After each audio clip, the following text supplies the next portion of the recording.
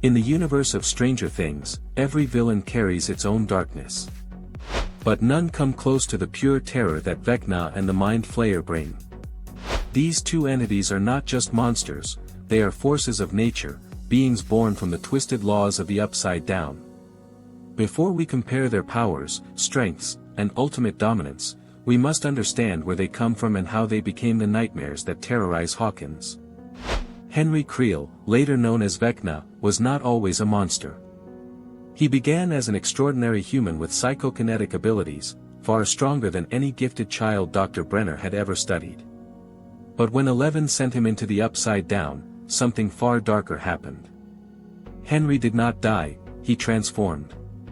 The raw, unfiltered energy of the Upside Down reshaped him into Vecna, a sorcerer-like, terrifying predator with psychic depth far beyond human comprehension. His mind expanded. His influence grew. And soon his psyche fused deeply with the supernatural fabric of the alternate world. Vecna became its thinking consciousness, its architect, its strategist. On the other hand, the Mind Flayer is not a human mutation. It is a cosmic entity, ancient, cold, and endlessly intelligent. It was never alive in a biological sense, it simply exists as a hive force, a shadow being with no form of compassion or individuality. It spreads through hosts, creating armies of puppets and controlling them with perfect precision. It is the ruler of storms, dust, shadows, and hive-mind communication. It acts like a god, observing from above, waiting for the perfect moment to strike. These two characters, Vecna, the self-created dark wizard, and the Mind Flayer, the cosmic hive overlord, form the very core of Stranger Things' final war. But which one of them truly sits at the top? Who dominates the Upside Down?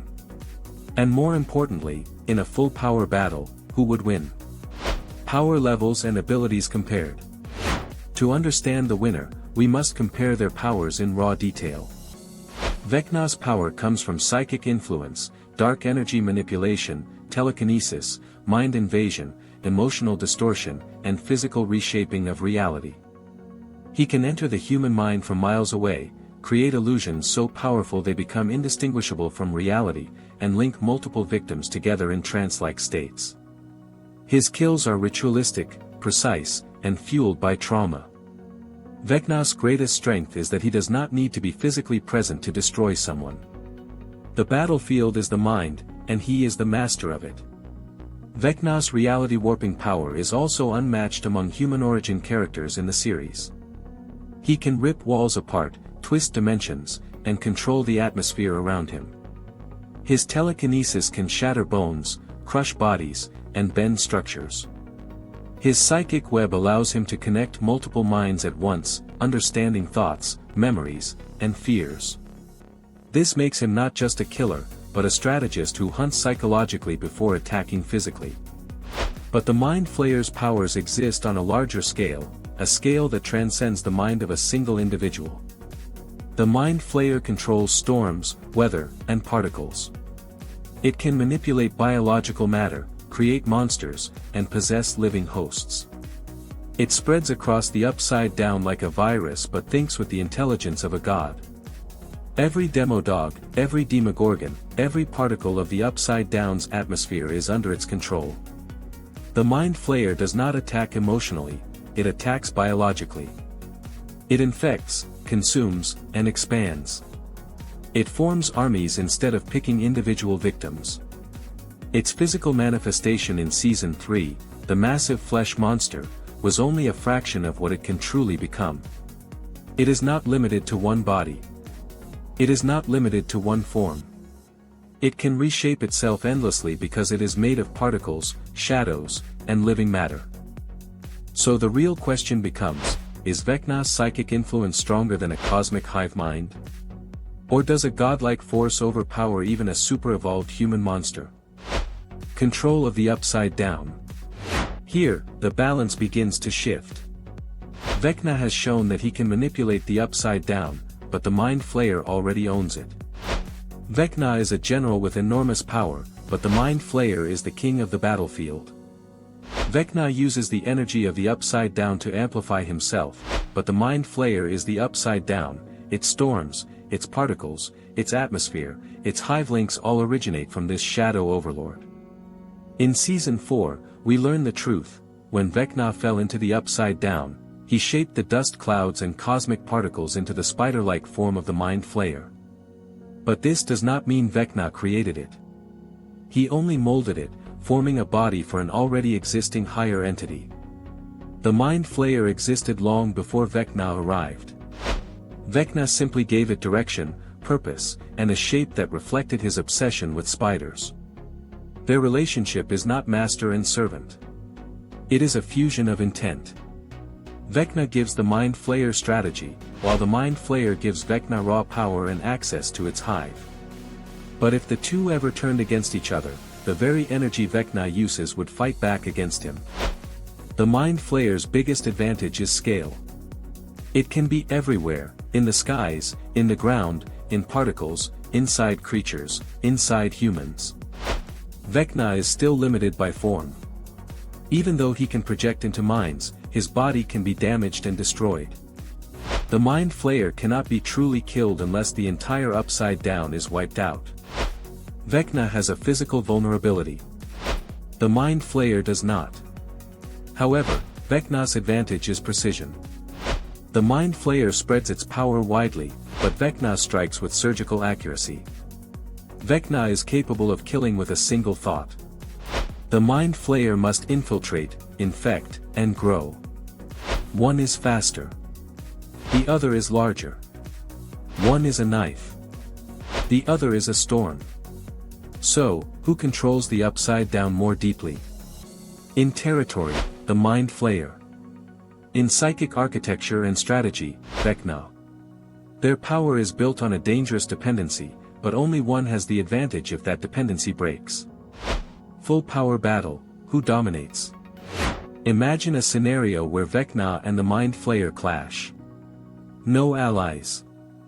No Hawkins. No hosts. Just pure force.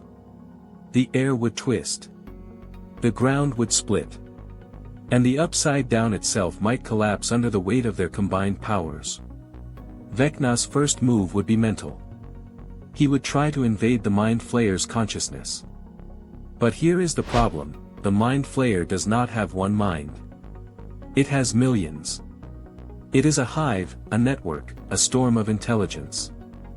Vecna can dominate human minds, but the Mind Flayer is not human. It is an entire species within itself. Vecna could damage parts of it, but not the whole. Next, Vecna might attempt to use telekinesis or reality shaping to destroy its form. But the Mind Flayer's form is not solid, it is fluid.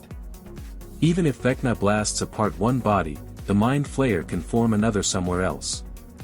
Vecna would be fighting the wind, powerful but untouchable. The Mind Flayer, on the other hand, would strike with overwhelming force.